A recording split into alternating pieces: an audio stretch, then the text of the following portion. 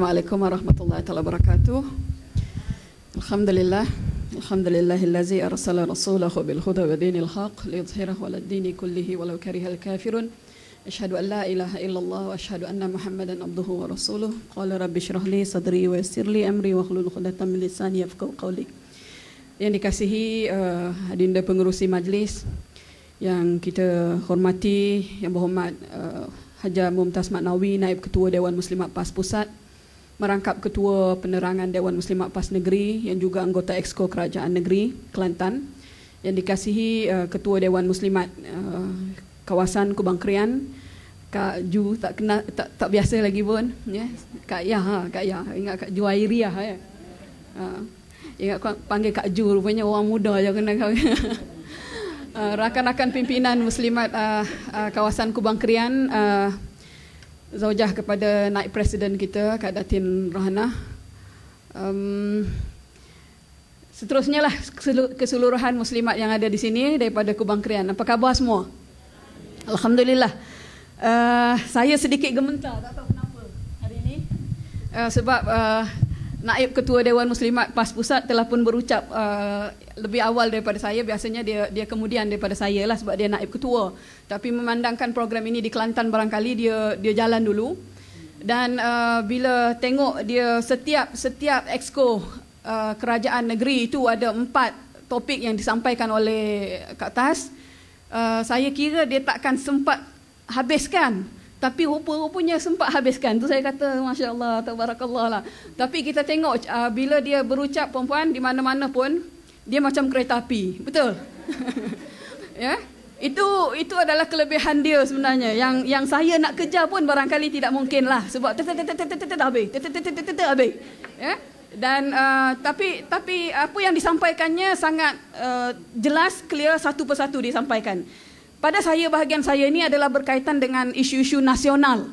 Saya sediakan 6 tajuk utama. Next, 6 tajuk utama. Yang pertamanya adalah berkaitan dengan BN tidak amanah dalam mengurus tadbir kekayaan negara dan keperluan hak asasi rakyat. Ya. Perkara yang paling pertama, puan-puan, bagi saya program penerangan pada hari ini yang dilancarkan di seluruh negeri Kelantan adalah satu program yang pada pandangan saya, kali pertama diadakan di peringkat Muslimat Negeri itu sendiri, dan dengan menyampaikan satu persatu anggota Exco punya program, dan kemudian disekalikan dengan aktiviti menyerang yang diberikan kepada saya lah tadi, menerang kan. Jadi pada saya, apa yang penting Muslimat yang berada di depan saya selepas ini, selepas Kak Mumtaz sampaikan, selepas saya sampaikan, puan-puan harus boleh upaya duplikasikan untuk sampaikannya ke bawah. Jika tidak, program itu sebenarnya gagal. Ya, betul tak?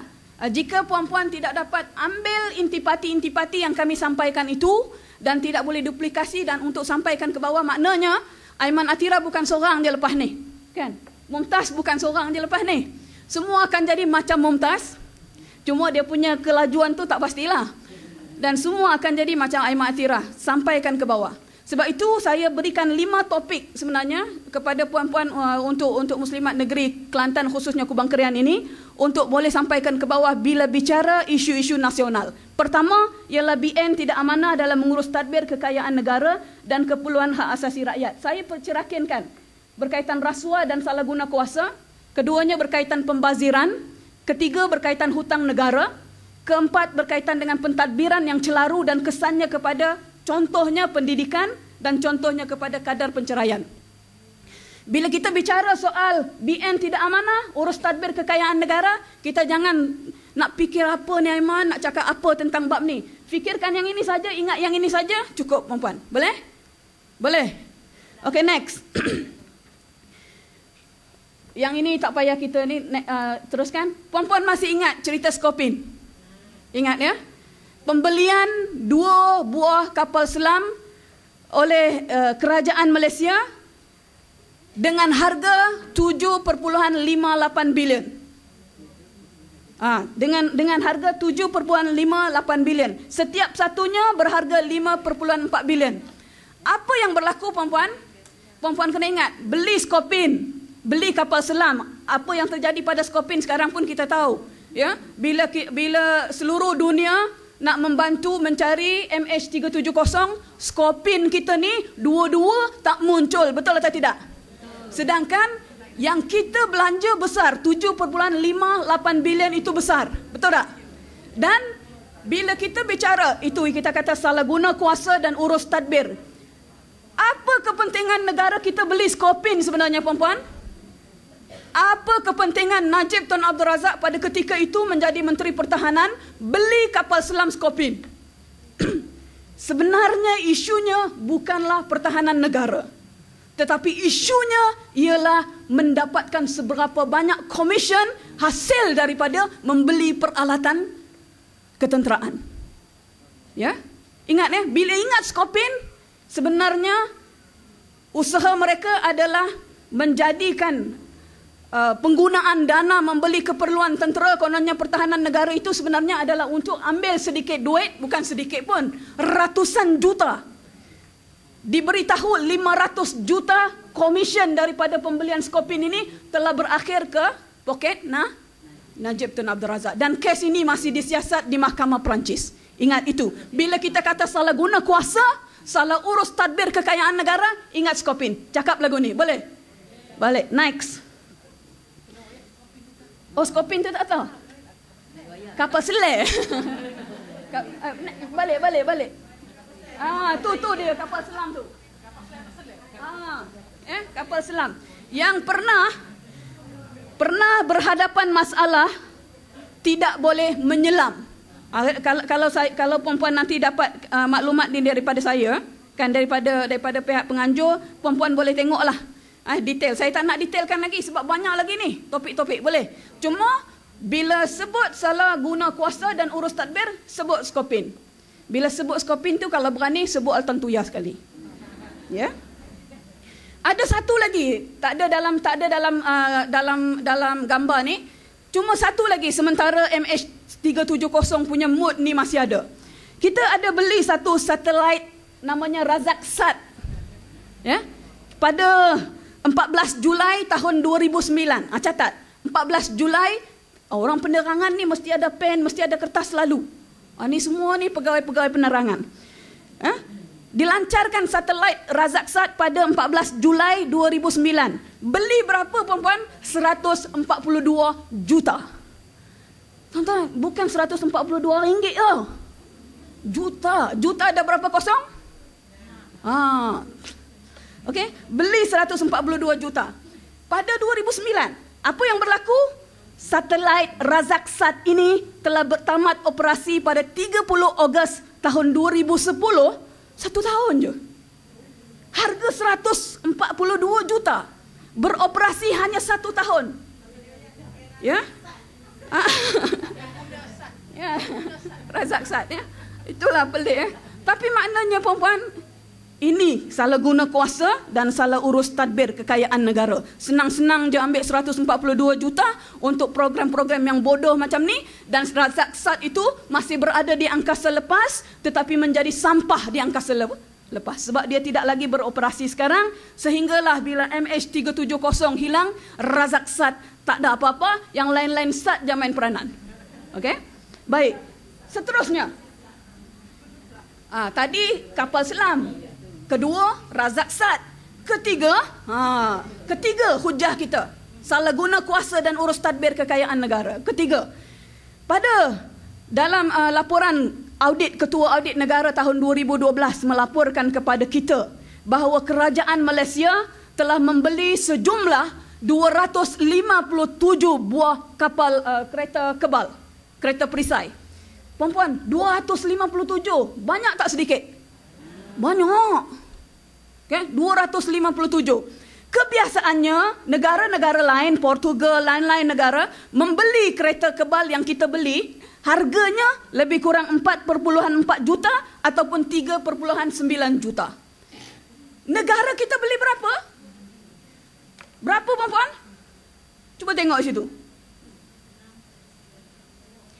29.4 juta sebuah.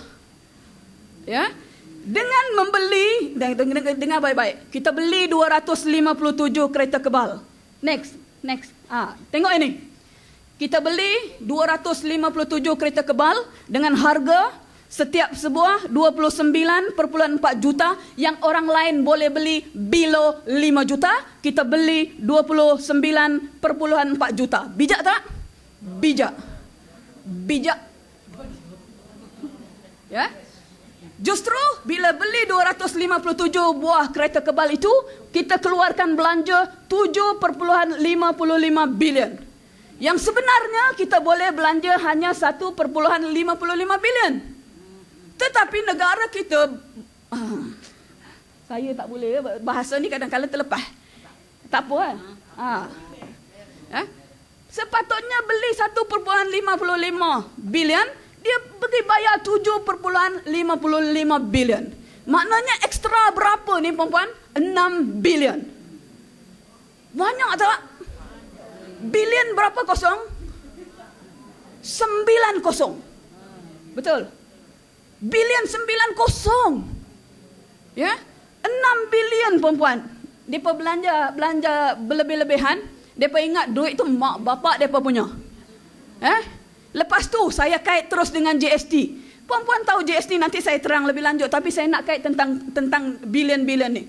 GST, cukai barangan dan perkhidmatan, yang baru akan dilaksanakan pada April 2015. Hasrat mereka adalah untuk menaikkan jumlah pendapatan negara 3 bilion. Laksanakan GST, maknanya pendapatan negara bertambah 3 bilion. 3 bilion. Sebab nak dapat pendapatan bertambah 3 bilion ini, mereka susahkan rakyat jelata. Sedangkan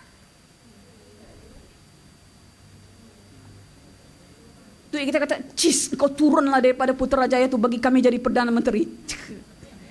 Okay? Betul tak perempuan? Betul. Next. Baik, 6 bilion. Ada orang tak faham bila kita kata rakyat kita. Orang-orang kita di bawah, kadang-kadang kalau kita cakap sepintas lalu, dia tak faham perempuan. 6 bilion, berapa bilion, apa bilion, bilion ni dia tak main. Ya? Tapi kita tunjuk begini, baik. 6 bilion yang kita hilang, ikut suka UMNO je.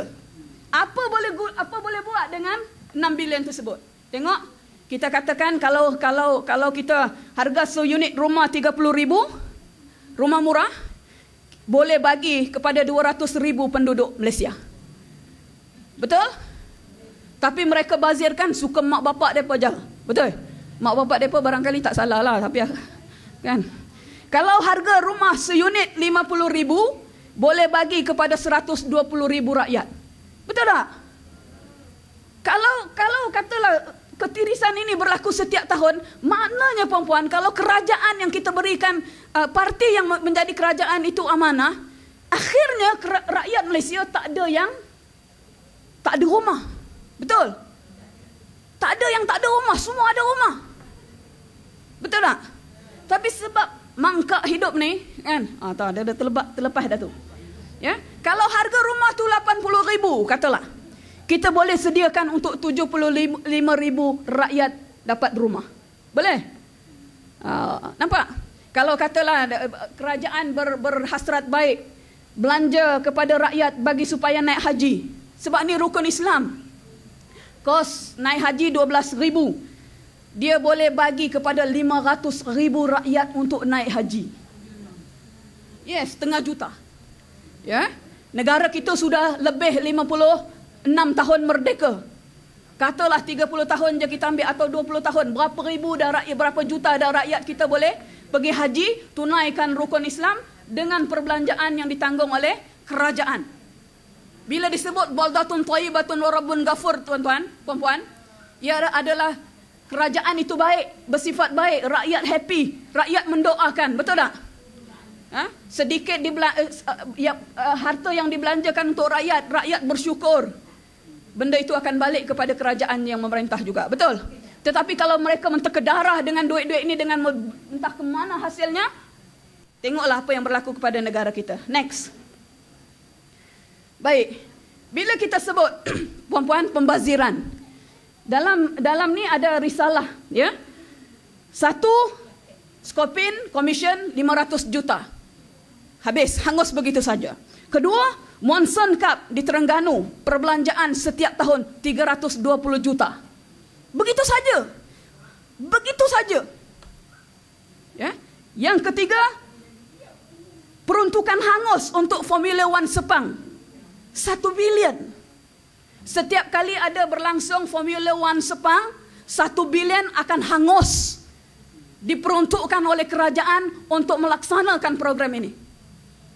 Puan-puan, 1 bilion. Yang keempat, ketika mana mereka ingin menyelamatkan skandal Purwaja Steel, ingat lagi tak? Mereka belanja duit rakyat berapa? 10 bilion. Sekarang kan pakak-pakak menteri kan, awang adik dah nak pergi US, dah pergi dah kot jadi duta US kan. Dia pakak-pakak cakap subsidi rakyat kena dipotong sebab begini, sebab begitu, ya. Tapi tengok apa yang mereka buat, ya. Lepas tu skandal penyelewengan free trade zone di Port Klang, 12.5 bilion dibelanjakan begitu saja. Ya. Duit negara, duit rakyat. Ya. Yang menyokong UMNO Barisan Nasional dalam kalangan 47% pengundi itu memang saya yakin dan percaya sebahagian besarnya tak dapat maklumat-maklumat ni. Khususnya mereka yang berada di kampung. Sebab kalau mereka tahu maklumat ni perempuan, saya rasa mereka singsing lengan. Betul tak? Okey? Dan jangan lupa, mereka bina menara Felda dengan harga 662 juta.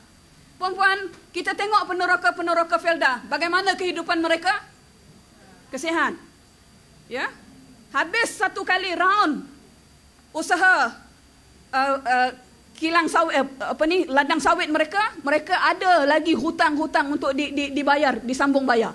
Tetapi duit hasil daripada usaha-usaha di Felda, hasil daripada peneroka-peneroka Felda, sewenang-wenangnya digunakan untuk membina menara Felda yang harganya 662 juta. Buat apa? Siapa yang duduk di menara Felda? Bukan peneroka Felda. Ya? Kenapa? Banyak lagi lah usaha cerita tu. Ini nak sebut pembaziran. Bagi lagi tahu, kerajaan walaupun senyap-senyap, kononnya masa hari itu dibantah, kononnya macam tak berlaku. Tetapi sekarang ni sebenarnya sedang senyap-senyap menyiapkan menara warisan 100 tingkat. Ya, kalau puan-puan tengok gambar yang di sebelah sana, bangunan menara itu adalah Burj Khalifa di Dubai. Ketinggiannya adalah 90 lebih tingkat, 98 tingkat tak silap. Ya. Tetapi Malaysia mahu mendirikan menara warisan yang lebih tinggi daripada Burj Al Khalifa itu di Dubai, yang 100 tingkat lebih dengan harga 5 bilion ringgit. Duit daripada mana, perempuan? Duit daripada negara kita. Bila kita kata kerajaan sepatutnya kontrol harga barang, tak boleh kontrol harga barang sebab subsidi telah ditarik balik. Kenapa subsidi nak tarik balik? Sebab nak menambah pendapatan negara. Kalau kerajaan asyik berbelanja, kesianlah kerajaan. Maka rakyat yang kadang-kala tak banyak membaca, terima je lah, kan? Sebab kasihan Barisan Nasional, kasihan Najib, ya, mereka mesti ditolong, ya, mesti ringan sama dipikul, berat sama dijinjing. Kita ni kasihan. Melayu pun memanglah Melayu ni baik sangat, ya, tapi dia tak tahu sebenarnya banyak pembaziran-pembaziran yang juga telah berlaku, ya. Baik, next, ya. Kita tahu, kalau puan-puan tengok dalam gambar itu adalah maklumat custom yang memang mengesahkan kemasukan cincin berlian itu adalah atas nama Rosmah Mansor. Walaupun akhirnya Rosmah Mansor menafikan.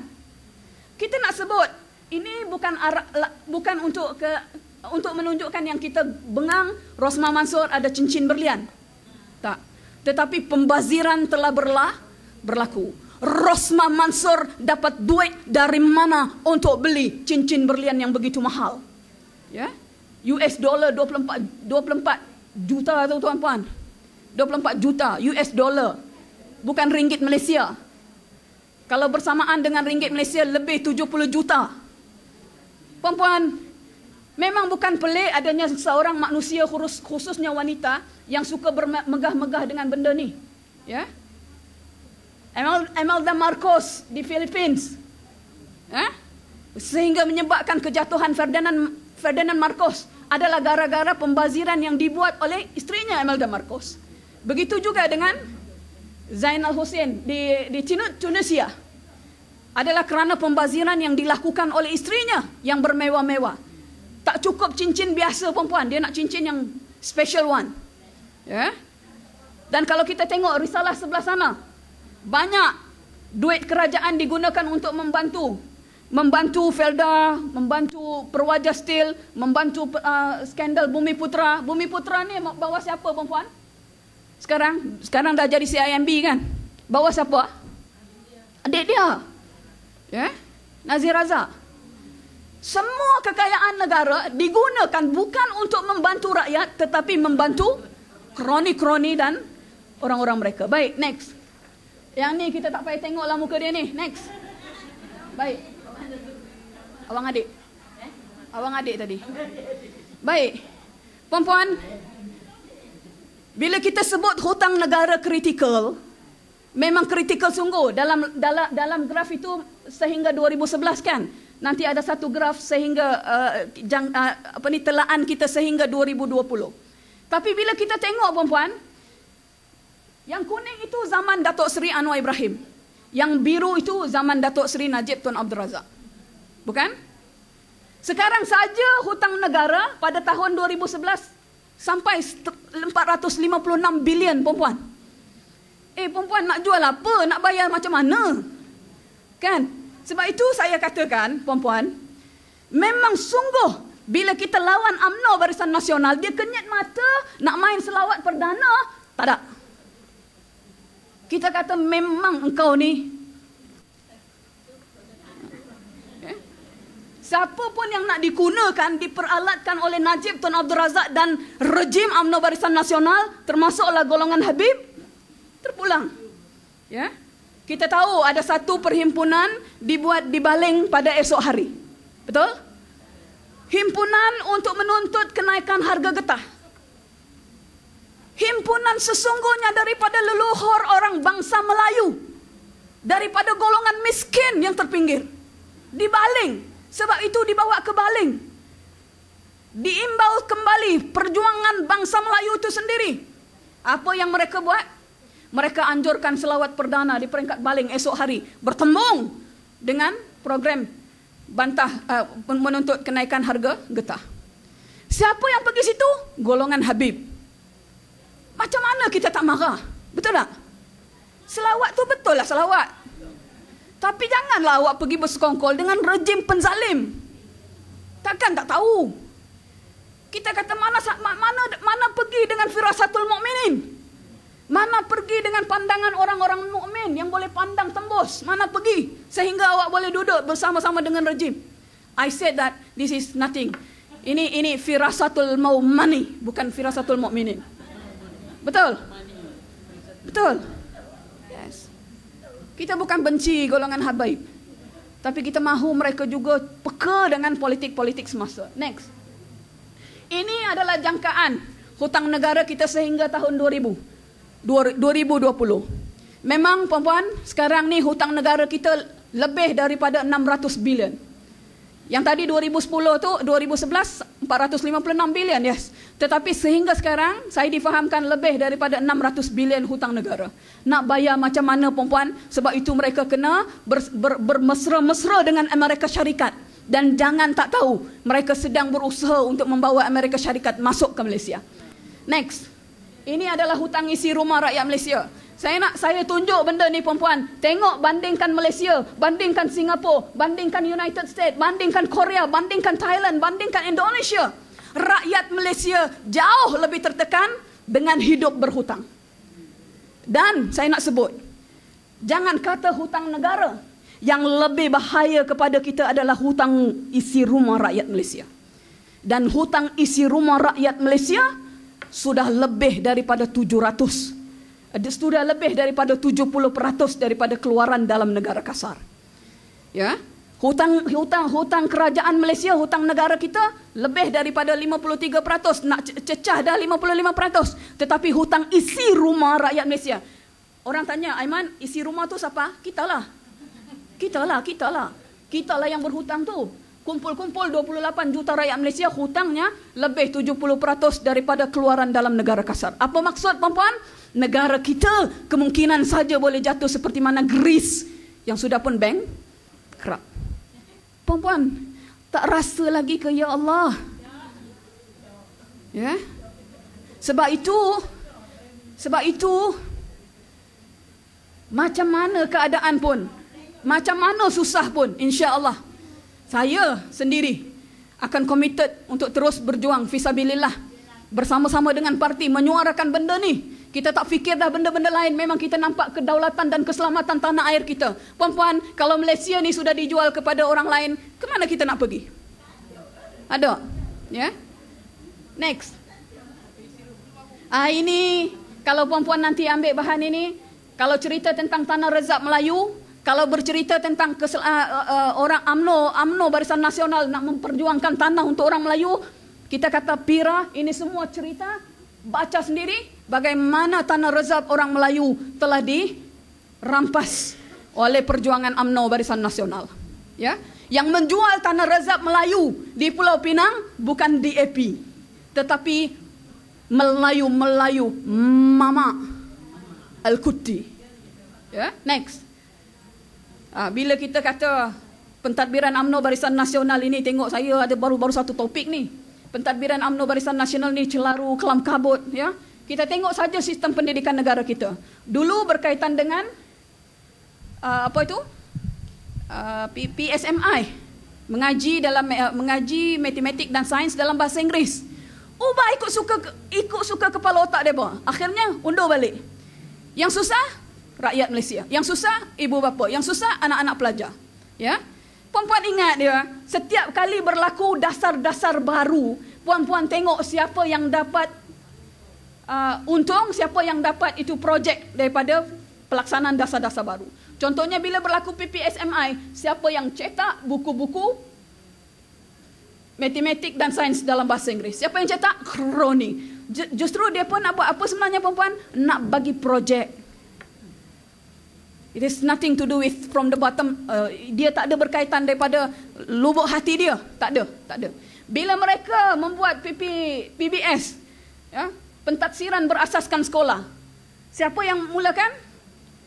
Muhyiddin Yassin. Muhyiddin Yassin. Ya. Kali pertama dia menjawat sebagai jawatan Menteri Pendidikan. Ya. Dengan jiwa menggelora nak membuktikan dia hebat dan dia boleh. Mahu meletakkan balik sistem pendidikan negara ke tempat yang planning yang paling bagus. Maka dia buat PBS. Tup-tup perempuan, sekarang kita dah cakap dah hari itu. Jangan buat. Kalau nak buat apa-apa pun buat kajian menyeluruh. Betul tak? Libatkan guru-guru, libatkan pelajar, libatkan ibu bapa, libatkan semua orang-orang academician. Tak, keras kepala. Kan? Dia buat juga. Akhirnya perempuan sekarang apa berlaku? Mereka kata PBS akan dimansuhkan. Ada yang kata tak mansuh. Yang dia kata okey kita mansuh. Sebab guru-guru sekarang tak kira dia parti mana, semua marah. Ya? Sebab berlaku bebanan yang cukup tinggi kepada guru. Guru pun tak faham apa benda PBS ni, puan-puan. Pelajar tak faham, ibu bapa tak faham, guru-guru pun tersangkut-sangkut. Macam mana nak buat? Betul.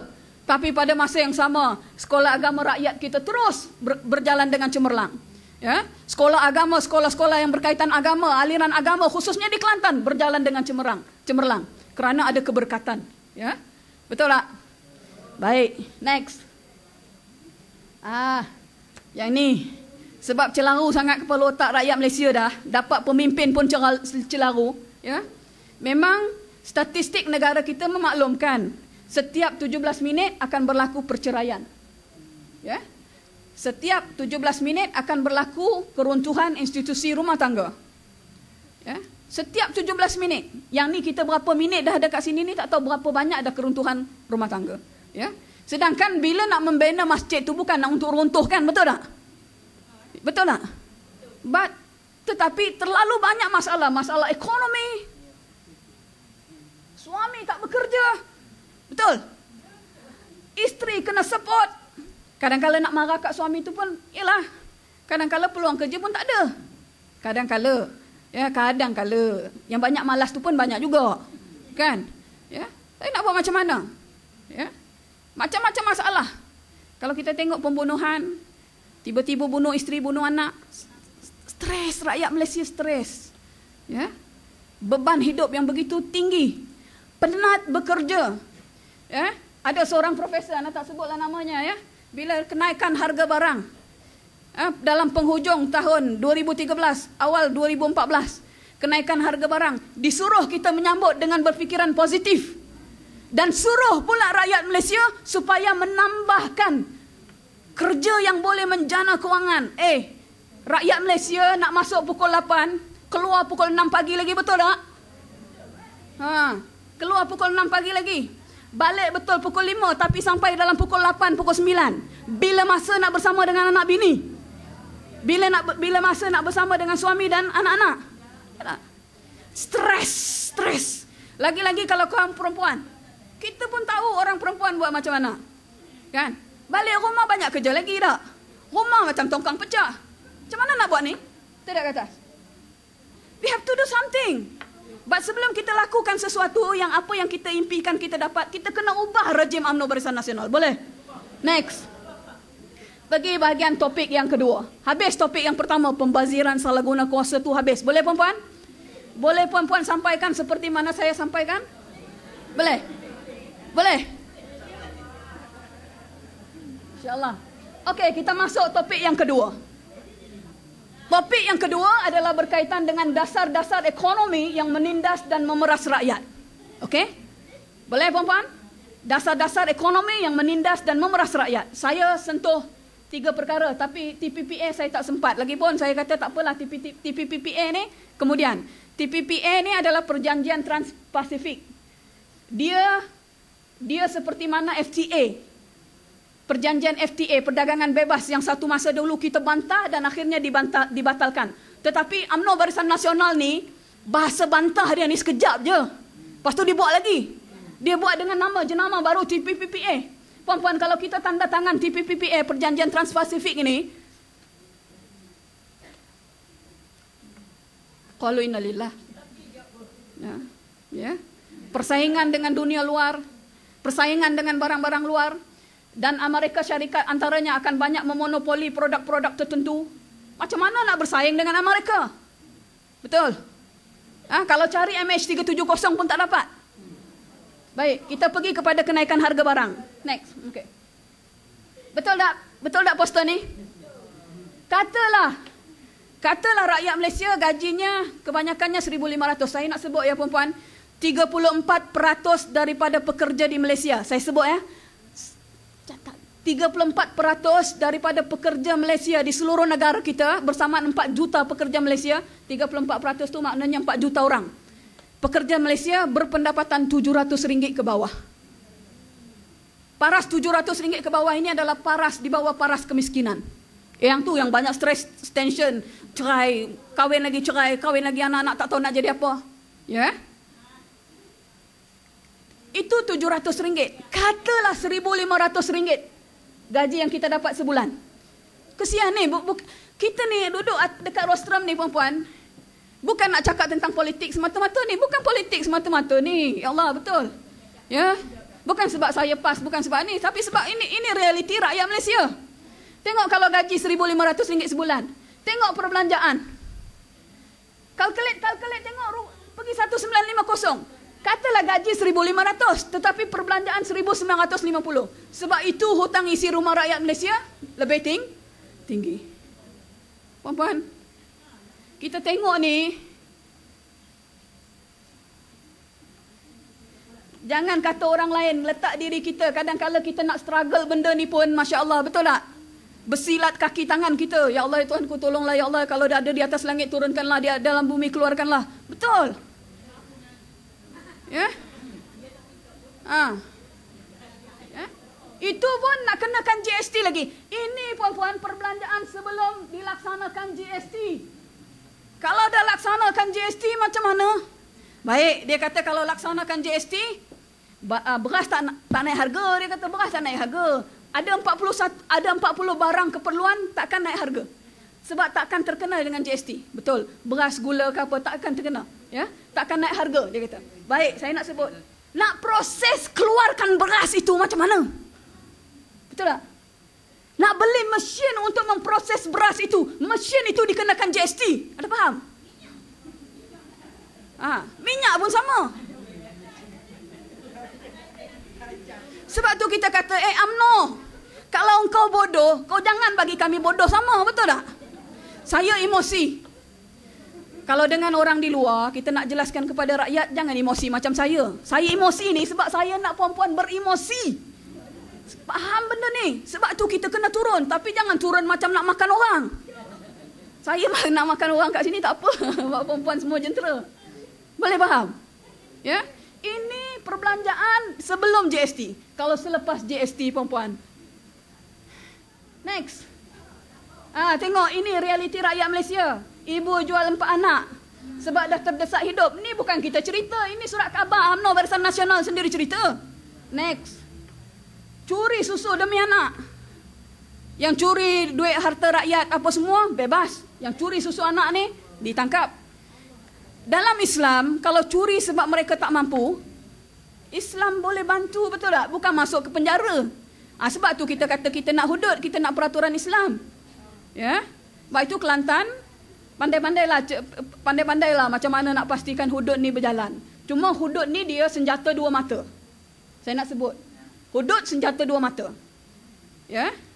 Sebab puan-puan jangan fikir UMNO Barisan Nasional gelenyak sangat. Gelenyak tu dalam bahasa sini lah kan. Saya pinjam je, saya pun tak tahu apa masalah. UMNO Barisan Nasional gairah sangat nak hudud tu, puan-puan ingat mereka sesuci hati.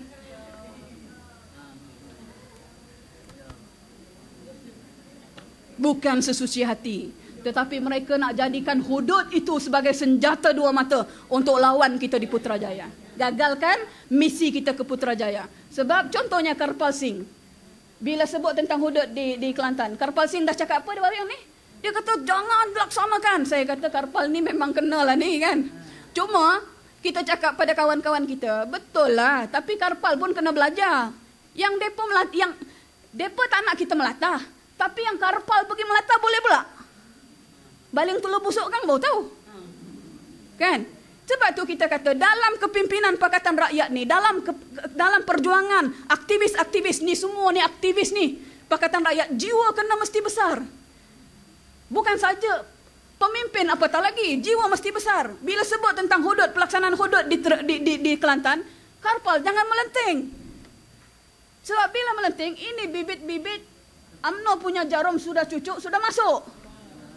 Kan? Bijaklah.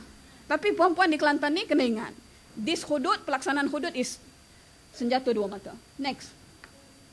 Nah, ya. Najib Tun Abdul Razak yang terbaru dalam baru-baru ni kan, dia kata harga barang naik, kita suruh turun tak boleh. Dia kata tak apalah harga barang yang, tapi kangkung sudah turun. Kan? Harga kangkung dah turun. Kenapa tak terima kasih? Lepas tu baru ni pula dekat pilihan raya Kajang, dia kata bila kita kata ayam mahal, dia kata dia boleh beli ayam RM1 seekor.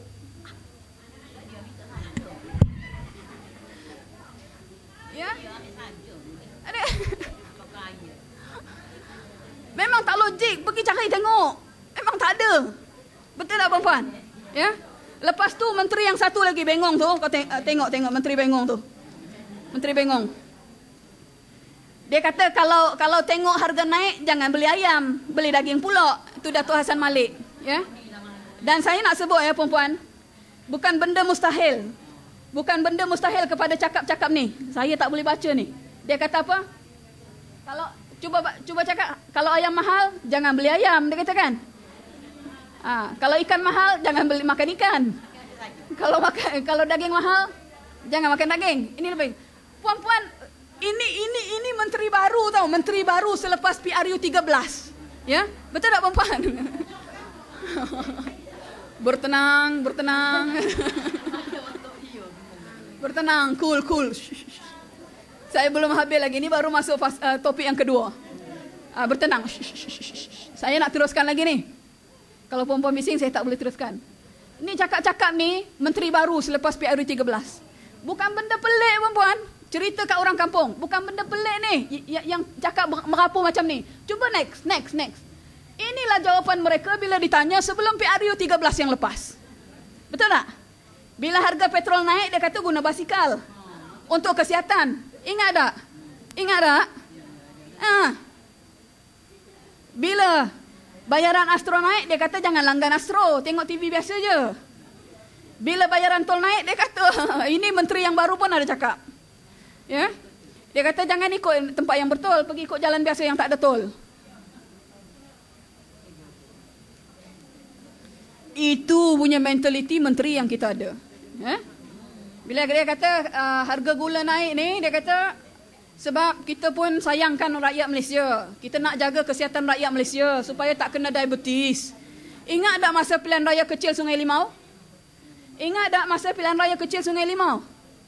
Mereka gunakan hujah kurangkan mahalkan harga gula supaya rakyat kurang bergula, kurang makan gula, sebab dia tak nak rakyat Malaysia jadi seperti mana Ustaz Azizan Abdul Razak. Kencing manis kena potong kaki. Ini hujah siapa perempuan? Muhyiddin Yassin. Semasa pilihan raya kecil Sungai Limau. Perempuan. Ya. Baik, next. Ini yang kita sebut tentang GST. Tengok ya. Perempuan.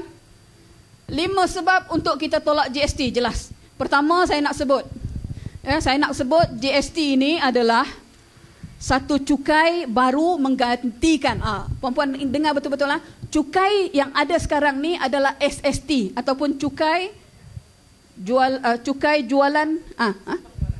cukai jualan dan perkhidmatan. Maknanya selepas jualan lah. Ya, dan dia hanya dikenakan kepada barang-barang dan perkhidmatan mewah. Ya. Cukai jualan dan perkhidmatan ni hanya pada barang-barang mewah. Kalau makan tempat-tempat yang macam hebat-hebat tu adalah cukai. Yang biasa-biasa tak ada. Dan cukai jualan dan perkhidmatan ini hanya banyak terkesan kepada orang-orang yang berpendapatan tinggi. Rakyat Malaysia yang kebanyakan biasanya tak kena. Ya. Tetapi mereka nak tukarkan sistem cukai yang lama SST itu kepada GST, cukai barangan dan perkhidmatan. Apa bezanya? Cukai barangan dan perkhidmatan ini akan kena kepada seluruh rakyat Malaysia. Saya tak nak cerita tentang GST yang cara susah. Ikut cara saya, boleh? Sebab cerita tentang tu, cerita tentang ni, lepas tu silap jalan, pergi tujuh longkang. Dulu cukai itu adalah, cukai SST itu, cukai jualan dan perkhidmatan banyak kena kepada orang mewah dan berpendapatan. 90% rakyat Malaysia tidak layak dikenakan cukai SST. Cukai yang lama tu 90% rakyat Malaysia terlepas daripada membayar cukai. Ingat ya?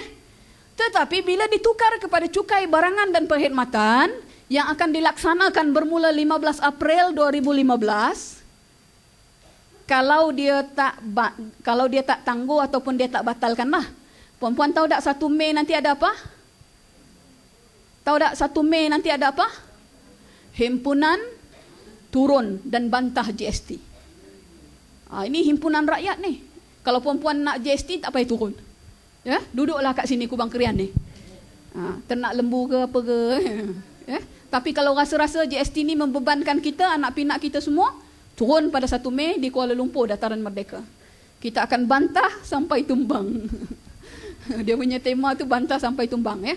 Jadi bila cukai barangan dan perkhidmatan semua kena. Yang 90% tadi tak kena cukai, selepas GST semua kena cukai. Boleh faham? Baik, dia buat promotion, dia buat TV siaran, dia kata GST ni tak membebankan, naik bas tak kena GST, dia kata. Naik bas tak kena GST lah, itulah inilah kan. Tetapi ada banyak lagi yang kena GST yang menyebabkan kita akan bermasalah. Boleh perempuan? Ya. Sebab itu bila kita tengok tentang GST ni lagi, ya. Satu saya kata hanya untuk barang dan perkhidmatan mewah yang SST, Yang kedua, GST kepada semua barang kecuali 40 barangan yang dikawal, ya. Dan yang paling penting juga adalah rakyat Malaysia akan terkesan selepas pelaksanaan GST 15 April nanti, semua barang akan naik, harga barang akan naik 6% daripada yang ada sekarang. Puan-puan, naik 1% pun tinggi tau. Apatah lagi naik 6%. Baik, kita kata GST ni pula, kalaulah dia bermula, sebab Malaysia nak bermula 6% tau. Singapura dulu masa dia laksanakan GST, dia bermula 3%. Singapura yang kaya itu pun bermula 3%. Malaysia yang kaya dan rakyatnya miskin ini nak bermula 6%. Ya.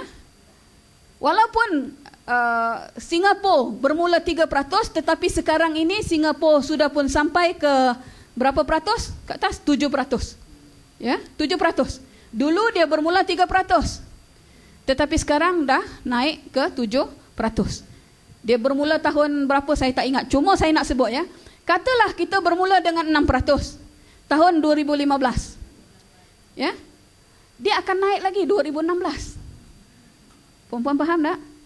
Kadar kenaan cukai itu, kadar kenaikan cukai itu dia akan naik. Walaupun dia tak naik macam katalah bermula 6%, naik 6% lagi, tak, dia tak akan mungkin begitu. Tetapi dia katalah sekarang 2015 6%, dia akan naik ke 10%. Katalah 4% je lah. Dia naik tambahan daripada yang sebelum ni, kan? Awalnya 6 pergi jadi 4, tambah 4%, jadi akhirnya pergi kepada 10%. Dia akan naik. Tetapi dan bila berlaku kenaikan kadar cukai itu, harga barang akan semakin naik. Katalah 6% nanti, elok-elok kita bayar RM2. Bila kena 6%, kita bayar RM2.5 kupang. RM2.50. Bila naik lagi 4%, kita tak bayar RM2.50. Kita bayar katalah RM2.70. Naik. Dengan kenaikan kadar cukai GST setiap tahun, kenaikan harga barang juga berlaku. Sedangkan puan-puan, satu benda yang puan-puan mesti hujahkan kepada rakyat di bawah, asal dulu sebelum GST, 90% rakyat Malaysia tak layak bayar cukai pendapatannya. Apakah sekarang ini pendapatan rakyat Malaysia sudah naik? Itu tanya. Sudah naikkah pendapatan rakyat Malaysia sehingga kan menyebabkan 90% yang sebelum ni tak layak bayar cukai, selepas GST kena bayar cukai? Tak naik, betul tak? Jadi apa sebab nak laksanakan GST? Rasional kerajaan satu-satunya adalah menambahkan pendapatan negara, iaitu 3 bilion tadi. Kita kata, kalau awak nak selesaikan masalah negara, perbelanjaan negara kan sentiasa defisit. Kan? Sentiasa defisit. Perbelanjaan negara dah lebih daripada 10 tahun defisit. Belanjawan negara setiap tahun defisit. Defisit ni maknanya belanja lebih daripada pendapatan. Ya. Jadi cara mereka adalah nak kenakan GST supaya cover balik. Kita kata senang je. Kalau awak nak tangani masalah defisit bajet negara, awak buat dua. Satu, awak kurangkan perbelanjaan. Betul tak? Jangan berbelanja lebih. Maka apa bagi belanja lebih, betul tak kata? Kurangkan perbelanjaan. Ataupun yang kedua, awak cari jalan bagaimana pendapatan negara dipertingkatkan tetapi tidak membebankan rakyat. Baik, saya bagi tahu orang Muslimat Kelantan. Pendapatan negara kita setiap tahun 70% diperolehi daripada kutipan cukai. Kat atas. Ya? Perempuan faham dah? Bila saya sebut 70% pendapatan negara setiap tahun diperolehi daripada kutipan cukai, perempuan rasa apa?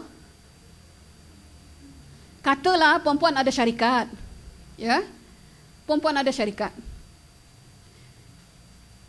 Syarikat perempuan tu dapat pendapatan bukan daripada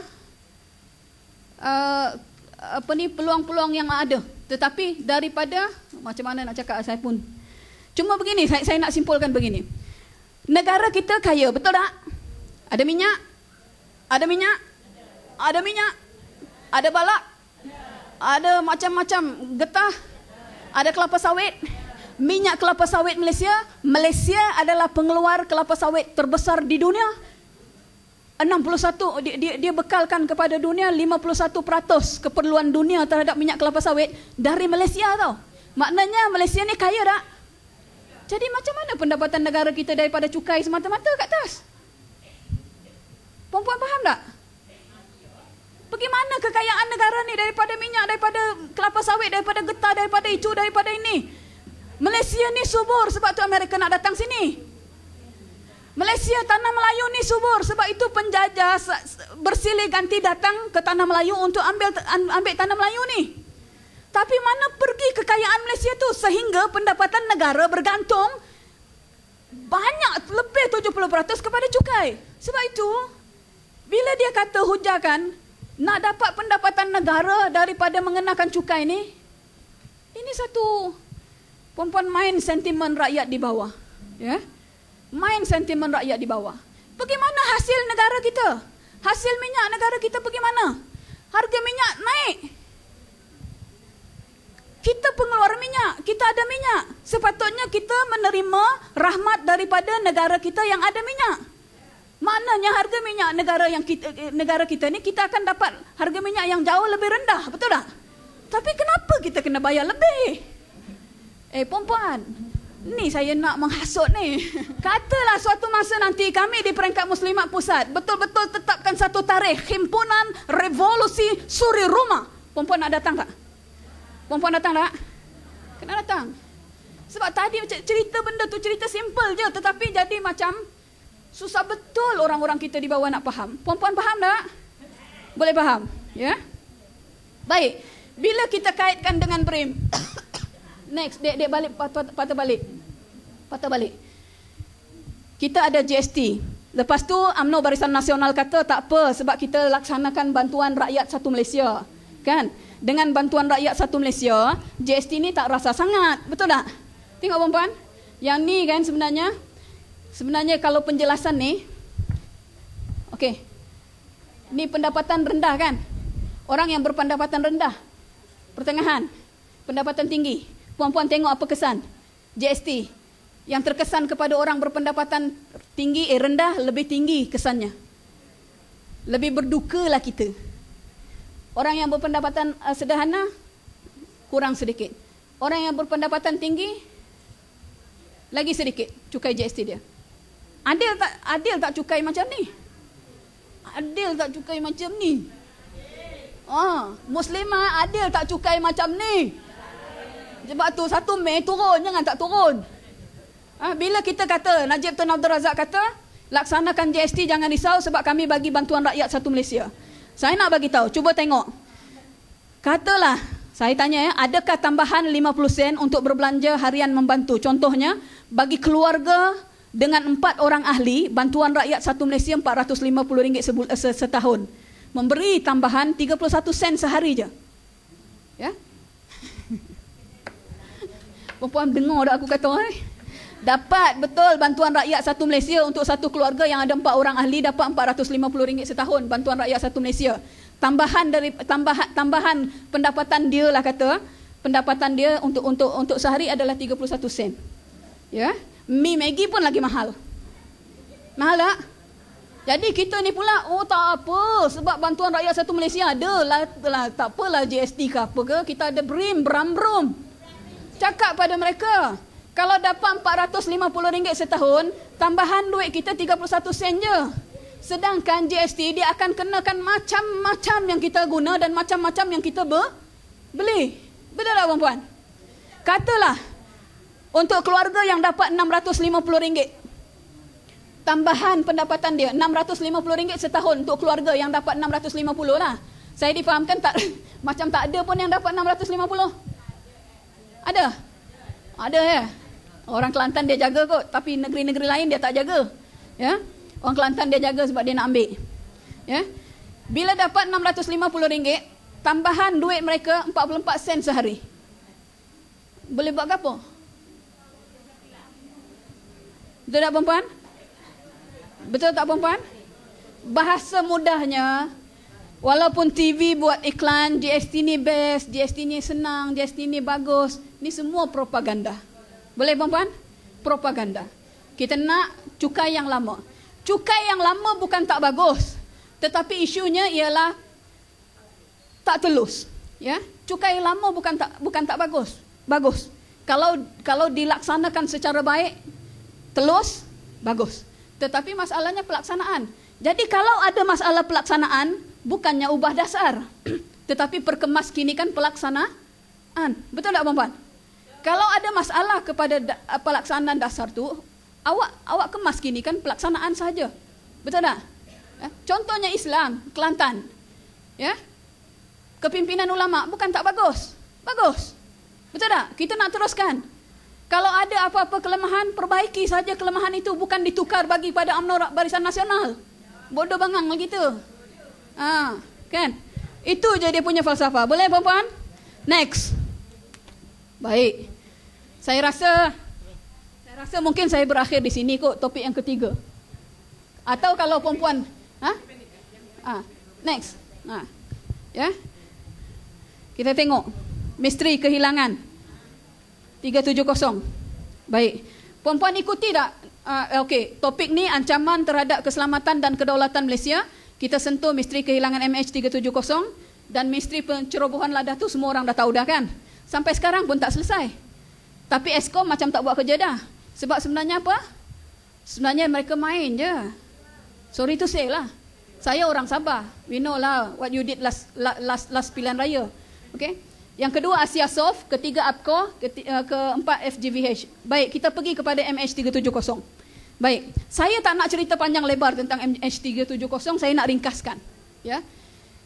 Penerbangan Malaysia MH370 berlepas ke Beijing pada 7 hari bulan malam 12.41, kan?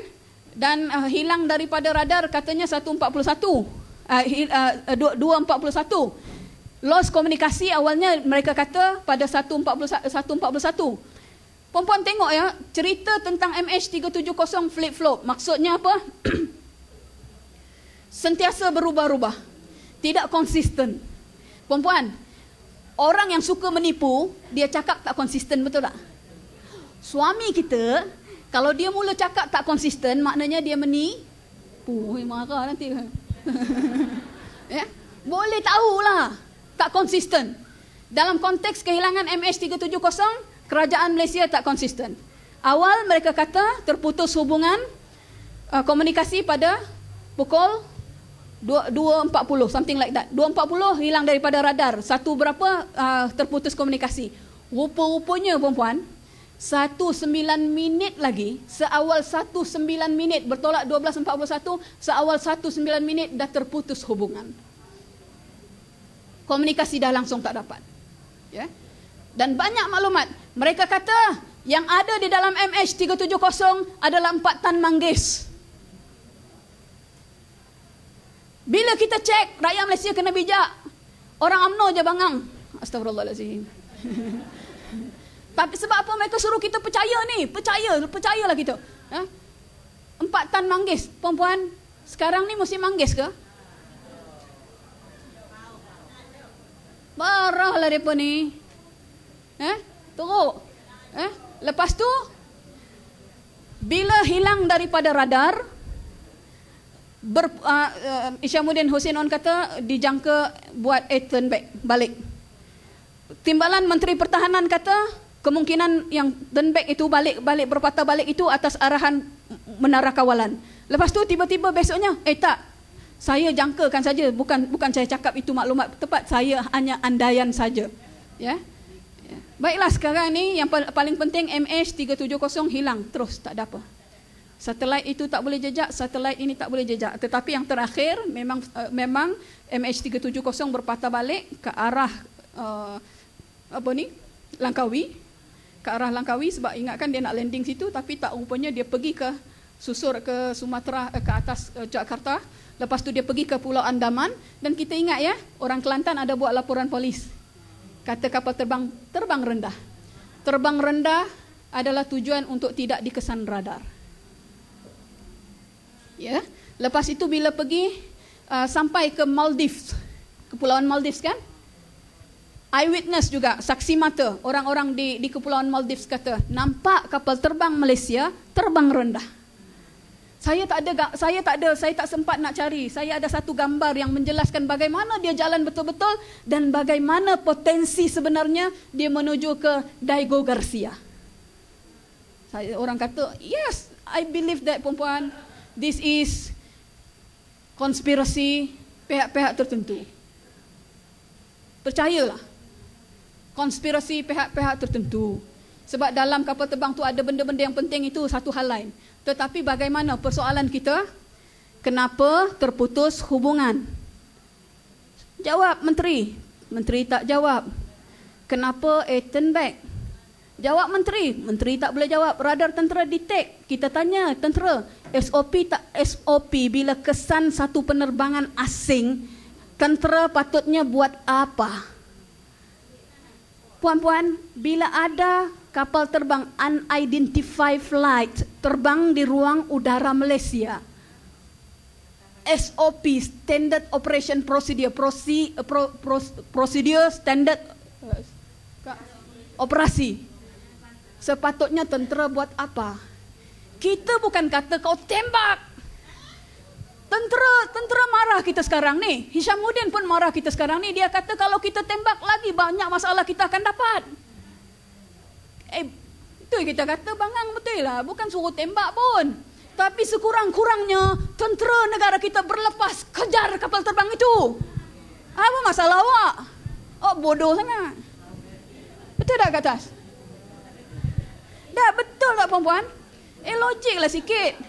Kalaupun awak tak nak tembak, tentulah radar kita cepat mengesan sebab dia berada di ruang udara kita. Kita tahu kapal terbang ni kapal terbang perang ataupun kapal terbang awam.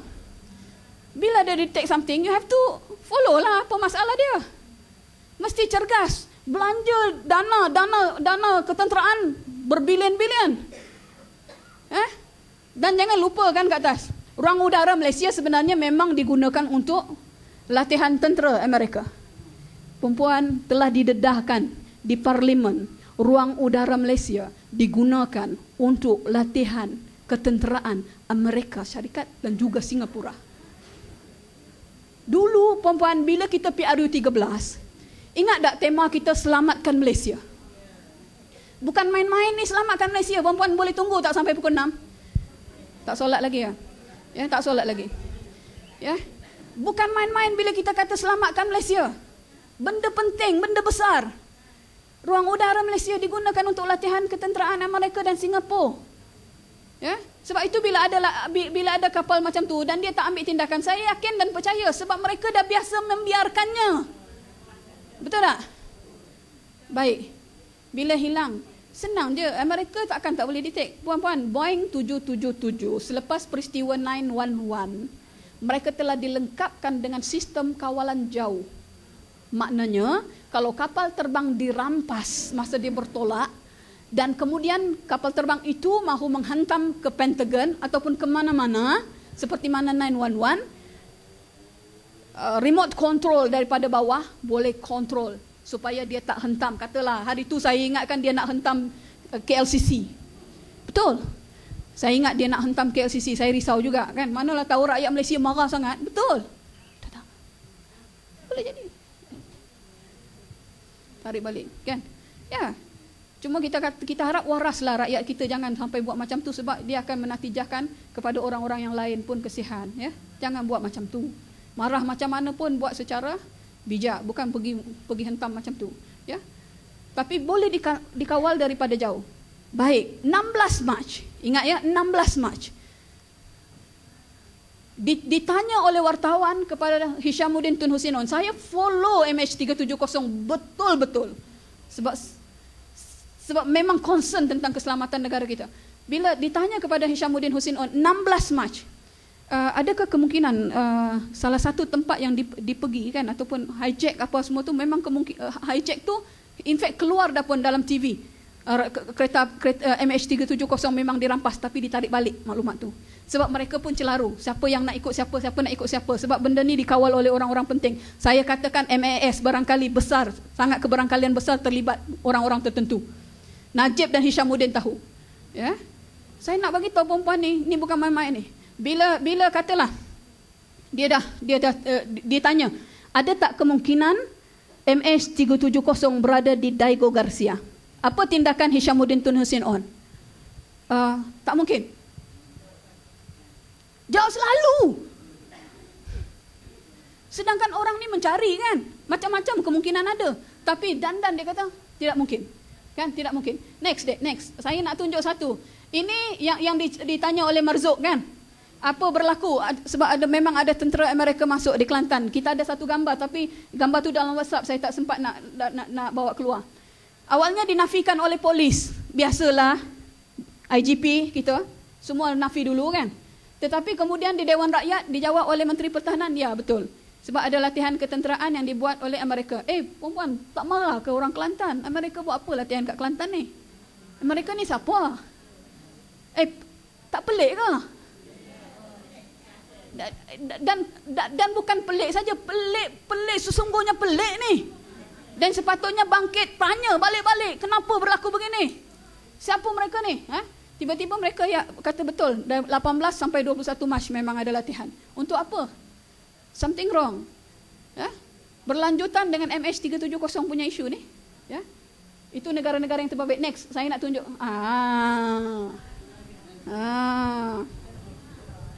Ini yang terbaru. Ya. Kan Hishamuddin Hussein On pergi ke Hawaii. Buat apa? Mesyuarat Menteri-Menteri Pertahanan Amerika dan Asia.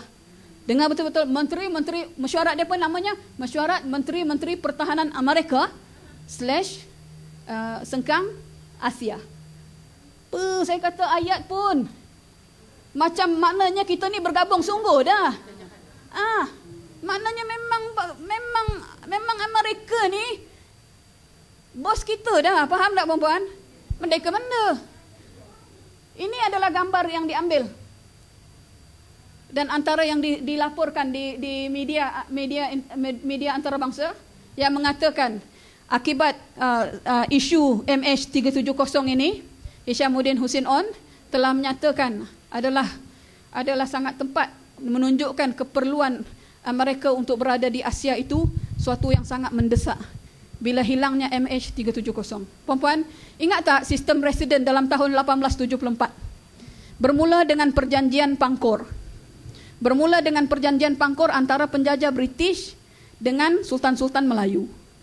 Tanda tangan perjanjian Pangkor yang menyebabkan boleh masuk residen. Residen ni penasihat je. Residennya dalam sejarah dulu penasihat je. Tapi apa yang berlaku kepada Malaysia? Akhirnya Malaysia jajah. Inilah nak pergilah ni. Next dek. Okey, tunjuk balik. Itu ada satu berita kan yang mengatakan salah seorang daripada penumpang telah menghantar mesej kepada mesej ke dalam Facebooknya ke mana untuk meminta pertolongan bahawa dia sedang ditahan. Dia sepatutnya terbang ke Beijing dalam flight Malaysia Airline System, tetapi mereka telah di hijack oleh tentera yang mereka tak kenali.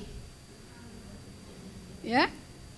Dan masalahnya kat atas, isu-isu ini semua dipandang remeh oleh pihak penguasa. Macam tadilah.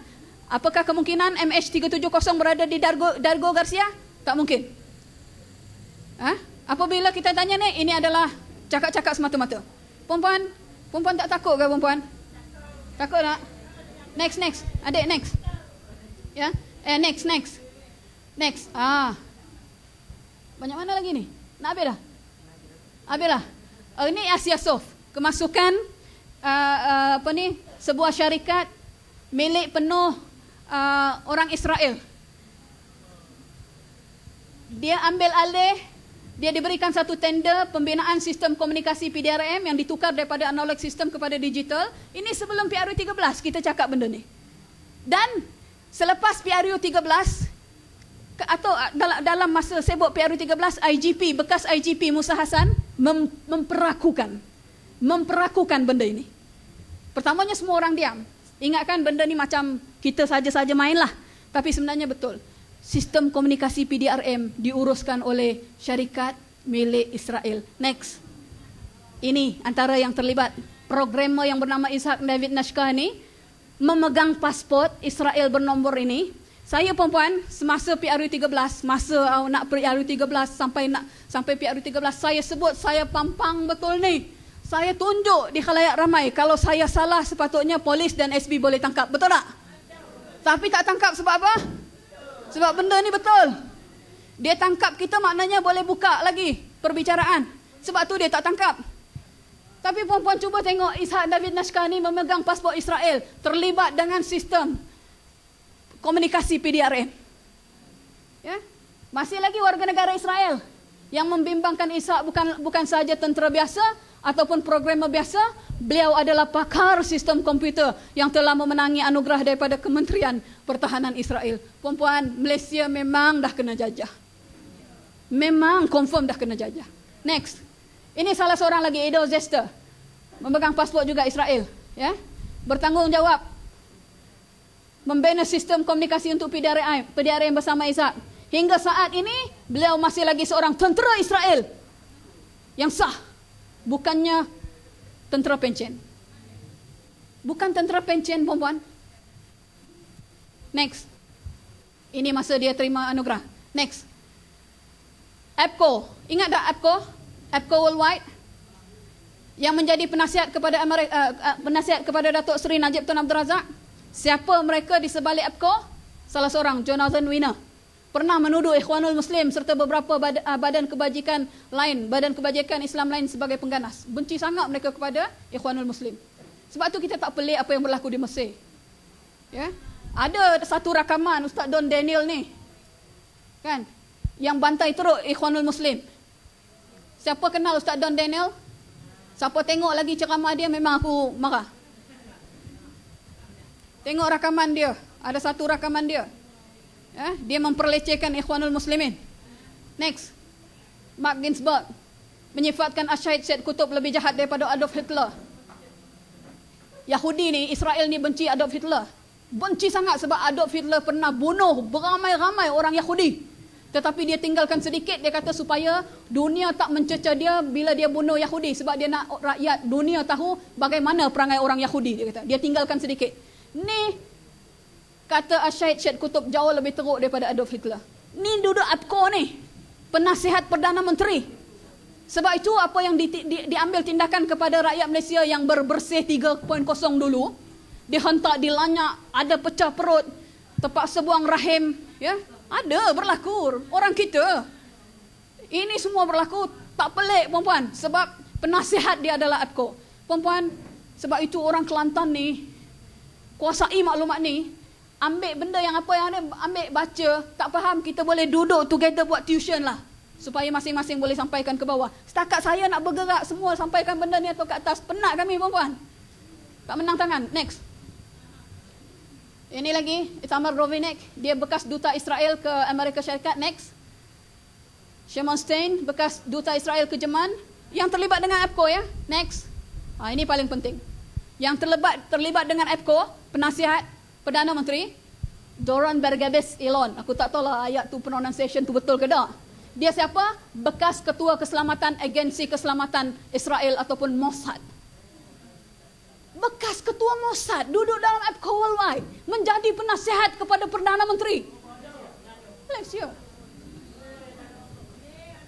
Itu kita kata nak tunggu apa lagi ni? Sebab tu masa PRU 13 kita cakap selamatkan Malaysia ni, perempuan, bukan main-main. Mossad, Ketua Agensi Keselamatan Israel, Mossad, duduk sebagai penasihat Perdana Menteri. Next. Siapa Mossad? Tengok, bertanggungjawab menjaga keselamatan dalam negeri Israel termasuk menghadapi intifada Palestin. Semasa intifada Al-Aqsa, Mossad memainkan peranan untuk mengenal pasti identiti dan lokasi pemimpin untuk akhirnya mereka bunuh dan bom. Next. Antara sumbangan Mossad, apa yang berlaku kepada mereka? Next. Next. Tak ada, sampai itu je. Sampai itu je. Okey. Syekh Ahmad Yassin mati di bom atas kerusi roda masa nak pergi jalan ke sembahyang solat subuh. Ya. Siapa lagi? Al-Rantisi mati di bom sebab Mossad ni tahu kita berada di mana, perempuan. Pemimpin-pemimpin Islam ni mereka tahu pemimpin-pemimpin ni berada di mana. Ni telefon ni, mereka ada cara. Kalau mereka betul-betul nak bunuh kita, mereka ada cara untuk detect kita. Sebab tu ada kepimpinan-kepimpinan yang bila memang tak pakai handphone dah, orang lain je berhubung, ya. Sebab ni cara paling mudah. Amerika Syarikat punya satu strategi untuk betul-betul mengena, betul-betul katalah dia nak apa? Dia nak dengar perbualan Ana. Katalah Aiman Atira Al-Jundi ni dikenali sebagai orang yang sangat benci APCO. Maka dia boleh detect ni. Sebab itu bila hilang MH370 dengan teknologi yang mereka ada, tak mungkin mereka tak tahu MH370 berada di mana. Betul tak? Tak mungkin. Mustahil. Kecuali memang bom kata tergantung di atas langit. Itu lain. Next. Baik perempuan, yang terakhir ya. Terakhir. Dia ada dua topik lagi tapi tak jadi dah. Ya? Kena panggil lain. Itu lain kali bagi Kak Ana jangan 1 jam. Ana biasa sampaikan penerangan macam ni sampai 3 jam pun aku boleh pergi. Nih. Bila kita sebut Felda Global Ventures Holding, ingat tak? Felda Global Ventures Holding. Bukan tentang masalah saham apa benda yang orang peneroka dapat ke tak dapat, durian runtuh ke tak runtuh ke, bukan. Tetapi soalnya ini, bila mereka buat Felda Global Ventures Holding, saham Felda dibuka, diapung kepada dunia luar. Dunia luar boleh beli saham Felda. Saya dah sebut tadi, Malaysia merupakan negara pengeluar minyak kelapa sawit paling utama di dunia. Felda adalah pengeluar minyak kelapa sawit paling utama di dunia. Bila mereka apungkan bursa saham Felda di bursa Malaysia, bursa saham Malaysia, mereka buat Felda Global Ventures, maka orang luar, kuasa-kuasa luar, siapalah pedagang-pedagang luar ke, boleh beli saham Felda ni. Faham? Boleh beli saham Felda ni. Kita nak beli, kita tak ada duit. Tak ada duit. Yang peneroka dapat saham berapa ciput? Berapa ciput? Tapi bila dibuka ke bursa dunia, di luar kepada pemilikan luar, ada dua syarikat besar yang telah beli saham Felda yang disebut sebagai rakan strategik. Nampak tak? Rakan strategik FGVH. Pertamanya adalah Syarikat Bunga Limited. Usaha sama dimeterai dalam bulan Disember 2011. Sebuah syarikat milik orang Yahudi berpengkalan di White Plains, New York adalah rakan strategik kepada Twin Rivers Technologies, dan rangkaian Felda Global Ventures North America sendirian berhad dan bermatlamat menguasai dan ataupun memonopoli sebahagian daripada food kartel dunia. Apa saja tentang dunia bisnes perniagaan makanan, mereka akan kuasai monopoli. Kita bencilah Yahudi macam mana pun, perempuan. Marahlah ke Israel macam mana pun. Palestin marah Israel bagai nak rak. Tapi beli makanan daripada Israel. Betul. Kita nak bantu macam mana? Kalau dia beli makanan pun boleh beli daripada Israel. Ya? Beli makanan daripada Israel. Ya? Yang satu lagi Lois Dreyfus Commodities Asia. Syarikat Yahudi berpangkalan di Perancis. Yang ni berpangkalan di New York, yang sana berpangkalan di Perancis. Perempuan, cerita bab Yahudi bagaimana apa tu, satu keturunan apa kak? Lupa. Rothschild tu, Ibn Sayyad itu. Kalau cerita itu pun panjang perempuan. Saya nak sebut, memanglah Israel telah memainkan peranan sangat dalam dunia ini dan khususnya dalam politik Malaysia. Dan mereka belajar. In fact, macam contohnya logo MAS itu sendiri pun rupanya ada signifikan dia. Mengapa MAS menjadi tumpuan, dan kita tahu pun kembar 777 pernah dibeli oleh Israel dan berada di Israel sekarang, kan? Kapal terbang Malaysia lama dibeli oleh Israel untuk apa? Ya, memanglah Yahudi laknatullah ini telah pun menguasai politik, ekonomi dan sosial negara kita. Bila kita tengok banyak program-program reality TV, macam-macam, yang kita kata 3S, song, sex and apa kak? Satu lagi S, sport. Itu betul-betul sudah pun mengambil alih telah mengelabui pemikiran rakyat kita dilalaikan. Perempuan, memanglah kita berada dalam satu fitnah yang sangat besar, dan kita disebut-sebut fitnah Dajjal itu, kita sudah pun entering zaman barangkali. Dan bila kita tengok peringatan-peringatan daripada Allah Ta'ala, saya ada satu slot lagi, satu slide lagi tentang peringatan-peringatan Allah Ta'ala yang telah Allah Ta'ala turunkan kepada kita. Satu daripada banjir besar tiba-tiba, betul tak? Kedua, jerubu, tiba-tiba kemarau yang teruk, betul tak? Kemarau yang sangat teruk, jerubu yang sangat teruk. Lebih daripada 100 bacaan IPU di seluruh negara, sangat bahaya kepada kita. Perempuan, ini semua adalah peringatan Allah Ta'ala. Rupa-rupanya negara kita banyak melakukan perkara-perkara yang tak sepatutnya. Termasuklah berdagang dengan Israel, dan termasuklah meluluskan beberapa perkara. Gereja terbesar di Asia, gereja tercanggih di dunia ada di Malaysia. Gereja tercanggih di dunia ada di Malaysia. Ya. Dan bila dia nak buat satu spiritual tourism, taman spiritual tourism di Pahang, kita tak pelik mengapa banjir besar berlaku di Pahang. Ya, sebab taman spiritual tourism itu dia tidak boleh dilawat dalam sehari, dia kena dilawat dalam 3 hingga 5 hari, dan semua masjid masjid je dia tak letak, tapi semua pusat-pusat tentang agama pelbagai agama ada dirancang di taman itu, yang akhirnya bila kita bangkit marah, kita tempelak, konon-kononnya tak dilangsungkan, tapi saya yakin dan percaya projek itu masih berjalan. Perempuan, banyak benda lah, perempuan kena banyak baca. Rakan-rakan aktivis penerangan ini kena banyak membaca, perempuan kena banyak membaca. Saya cakap lagi sekali, kena banyak membaca. Ya, maklumat sudah pun berada di hujung jari. Jangan malas baca, sebab orang yang malas baca dia tak sayangkan Islam. Sebab orang yang malas baca akan ditindas oleh orang-orang yang apatah lagi seperti mana Israel Yahudi laknatullah itu. Wallahu alam. Assalamualaikum warahmatullahi wabarakatuh. Takbir.